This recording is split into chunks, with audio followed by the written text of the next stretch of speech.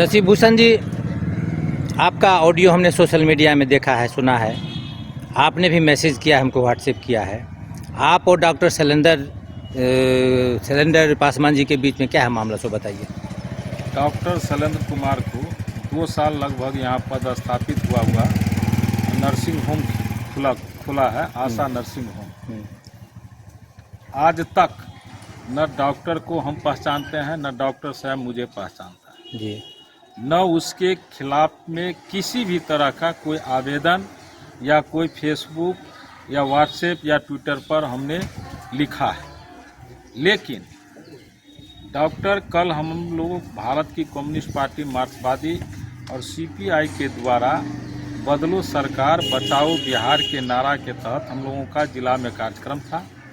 हम जिला से कार्यक्रम करके अपने घर वापस हुए तो डॉक्टर शैलेंद्र कुमार का टेलीफोन मेरे मोबाइल पर 5:51 पर फ़ोन आता है और कहता है कि हम डॉक्टर शैलेंद्र बोल रहे हैं। हम कहले बोलिए, तो बोले कि आप स्पीकर ऑन कीजिए। हम कहले क्या बात है, तो नहीं आप ऑन कीजिए और रिकॉर्डिंग ऑन कीजिए, हमने सुना है जी, काम देगा और आपको काम देगा।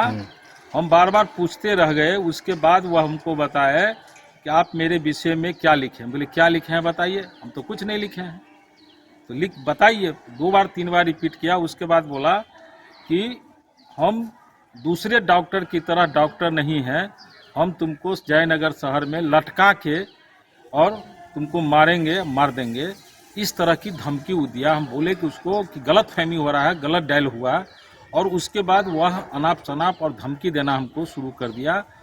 उसके बाद दोनों के बीच में बहुत ज़्यादा तनावपूर्ण स्थिति हुआ। फिर हम बोले कि आप कहाँ हैं, तो बोला कि क्लिनिक पर। तब तक उसका एक कंपाउंडर का भी फ़ोन आया मेरे मोबाइल पर। उससे जब बात किए तो बोले कि हॉस्पिटल से 200 गज की दूरी पर उसका आशा नर्सिंग होम चल रहा है। यह भी कानूनी हित में नहीं है कि बगल में अनुमंडल अस्पताल में वह पोस्टिंग है और 200 के दूरी पर वह नर्सिंग होम प्राइवेट चला रहा है, और वह क्लिनिक लायक नहीं जगह है जिस जगह पर वो नर्सिंग होम चला रहा है। फिर जब हम लोग आए उनसे बात करने के लिए तो टेलीफोन से ही कहा और गाली देना फिर शुरू कर दिया। जब आया तो 100 लोग था वहाँ जुटा हुआ, उस बीच में कहता है कि नहीं तुमको तो हम मारेंगे। इसीलिए हमने जयनगर थाना को 8:05 में ये पूरी गतिविधि की जानकारी जयनगर थाना अध्यक्ष को दिए, जो वर्तमान समय में 24 घंटा बीतने तक अभी तक जानकारी प्राप्त नहीं हुआ है कि एफआईआर या किसी भी तरह की कार्रवाई हुआ या नहीं, इस तरह की नहीं है। ऐसी स्थिति पर अभी हम लोग अनुमंडल में हमारे पार्टी भारत की कम्युनिस्ट पार्टी मार्क्सवादी सीपीएम के जिला सचिव मंडल सदस्य साथी रामजी यादव के द्वारा एक आवेदन दिए हैं और हम मांग किए हैं सिविल सर्जन से, जिला पदाधिकारी से और सरकार से मांग करते हैं कि ऐसे डॉक्टर की जो गतिविधि है इसकी गतिविधि को जांच हो और अनुमंडल अस्पताल में कार्यरत है निश्चित रूप से जांच कर दोषी डॉक्टर को निलंबित किया जाए, और साथ ही साथ स्थानीय 200 मीटर की दूरी पर आशा नर्सिंग होम चला रहा है उसको जांच कर उस नर्सिंग होम को बंद किया जाए।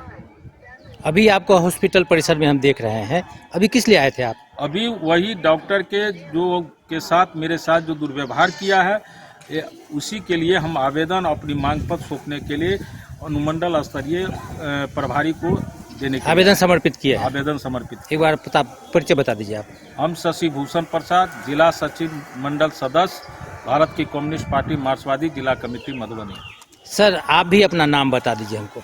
मैं रामजी यादव, पार्टी में आपकी क्या भूमिका है? सीपीआईएम जिला कमेटी सदस्य, सचिव मंडल सदस्य और राज्य कमेटी सदस्य। सर आप भी नाम बता दीजिए अपना। दीपेंद्र कुमार यादव, पूर्व जिला उपाध्यक्ष जाप मधुबनी। आप भी नाम बता दीजिए। मुनिंदर पासवान, दलित प्रकोष्ठ जिला अध्यक्ष जाप। सर आप भी वहाँ प्रेजेंट हैं हॉस्पिटल परिसर में इन लोगों के साथ, क्या कहना चाहेंगे आप?